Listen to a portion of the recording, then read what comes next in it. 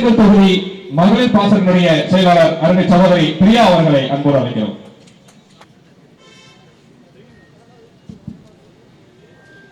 தாய் தமிழ் உறவுகளுக்கு மாலை வணக்கம். இந்த 70 ஆண்டு காலமா நம்ம வாக்கு செலுத்தி வெற்றி பெற வச்ச அந்த திராவிட கட்சிகள் நமக்கு என்னங்க செஞ்சிருக்கு நல்லா யோசிச்சு பார்க்கணும். நான் எனக்கு தெரிஞ்சதை சொல்றேன். முதல்ல எனக்கு பெண்களோட வழி அப்படின்னு பாத்தீங்கன்னா டாஸ்மாக்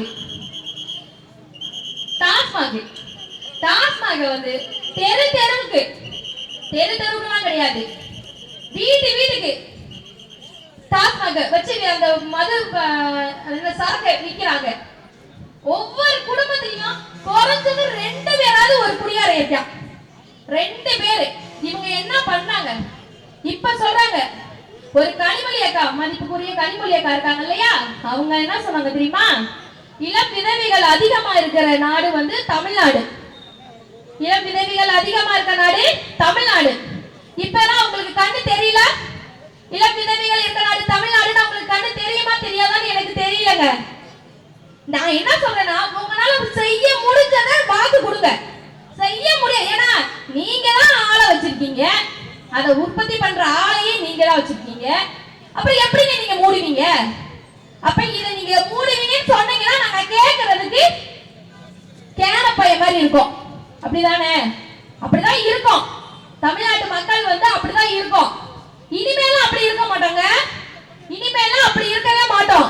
நாங்க நாம் தமிழர் கட்சி பிள்ளைகள் எல்லாரும் எல்லாத்தையும் அப்படியே தெளிவு பண்ணி வச்சிருக்கோம். நாங்க எல்லாரும் வீடு வீடா தெருவா போய் எல்லா மக்கள்கிட்டையும் சொல்லி நாங்க உங்களை ஓட விட்டு விரட்டுற அளவுக்கு எங்க தமிழ்நாட்டு மக்களை நாங்க ரெடி பண்ணி வச்சிருக்கோம். சரிங்களா? ரெடி ஆயிட்டீங்க நீங்க. இந்த திராவிட கும்பலை ஒழிக்காம நாங்க தூங்க போறது கிடையாது. அப்படிதான் இருக்கும். ஏன்னா எங்களோட வழி.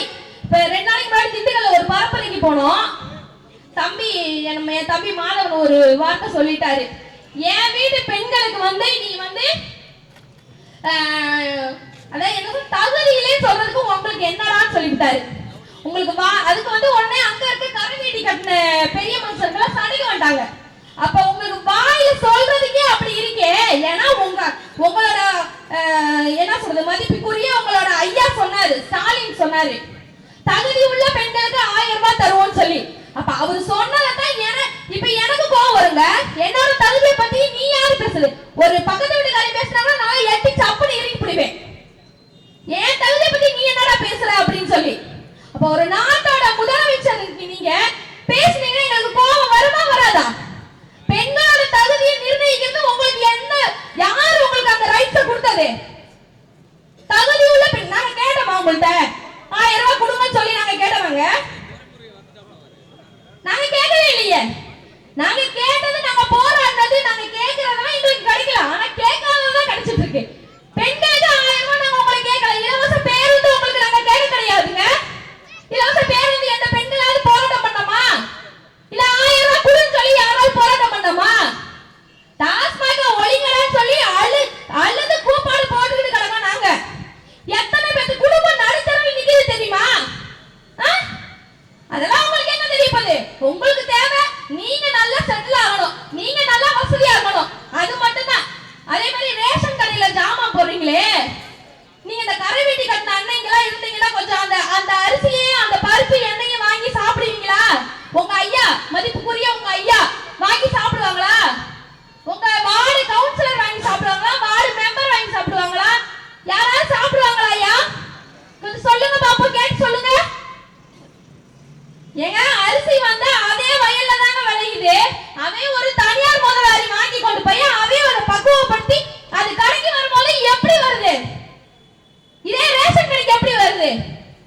அது என்னைக்காவது நீங்க கேட்டீங்களா? ஏன் இப்படி வருதுன்னு சொல்லி நமக்கெல்லாம் அதெல்லாம் கேட்கறதுக்குலாம் நேரமே இருக்காதுங்க. நம்ம காலையில வேலைக்கு போறோமா, சாயந்தரம் சம்பளம் வாங்குறோமா, போய் ஒயின் ஷாப்ல 2 பாட்டில வாங்குறோமா, குடிக்கிறோமா, சைடிஸ் வாங்குறோமா, தொட்டு திக்கிறோமா, வீட்டுல போய் பொண்டாட்டியோட அடிச்சு மல்லு கட்டுறோமா. ஒரு சிலர் அடிச்சு மல்லு கட்டுவாங்க, ஒரு சிலர் ரோட்லயே படுத்துங்கிறாங்க, பொண்டாட்டி மக்க தேடி கூட்டிட்டு போகணும். இப்ப இதுக்குதான் நம்மளை ஆக்கி வச்சிருக்காங்க. அதாவது நீ கேள்வி கேட்க கூடாது, எதுவுமே கேள்வி கேட்க கூடாதுன்னு சொல்லி உங்களை இப்படி அடிமையாக்கி வச்சிருக்காங்க. ஆனா தயவு செஞ்சு நமக்கு எதுக்கு இங்க ஆறறிவு? யோசிச்சு பாருங்க, மனிதர்களுக்கு எதுக்கு ஆறறிவு ஆண்டவன் கொடுத்துருக்காங்க? யோசிக்கணுங்க, எது நல்லது, எவன் நல்லவன், எவன் கெட்டவன், இந்த விஷயம் நமக்கு நல்லது, நம்ம இதை சாப்பிட்டா நமக்கு நல்லது நடக்கும், இதை சாப்பிட்டோம்னா நமக்கு உடம்பு சரியாகும், இதெல்லாம் பகுத்தறிவு தான் நமக்கு பகுத்தறிவு. நம்ம யோசிக்கணுங்க, அதுக்குதான் நமக்கு ஆறறிவு. ஆனா நம்ம அதை யாருமே அதெல்லாம் யோசிக்கிறதே கிடையாது. நமக்கு தேவை சாயந்தரம் ஆனா போட்டு இப்படிதான் நம்ம இருக்கோம். தயவு செஞ்சு மாறுங்க. ரொம்ப வருத்தமா இருக்குங்க. விலைவாசி எல்லாம் பாத்தீங்கன்னா எவ்வளவு விலைவாசி ஏறுது. 500 ரூபாய் நம்ம ஒரு நாளைக்கு சம்பாதிக்கிறோம். பெண்கள்லாம், நம்ம வீட்டு பெண்கள்லாம் இங்க அன்னைக்கு தான் நிறைய இருக்கீங்க.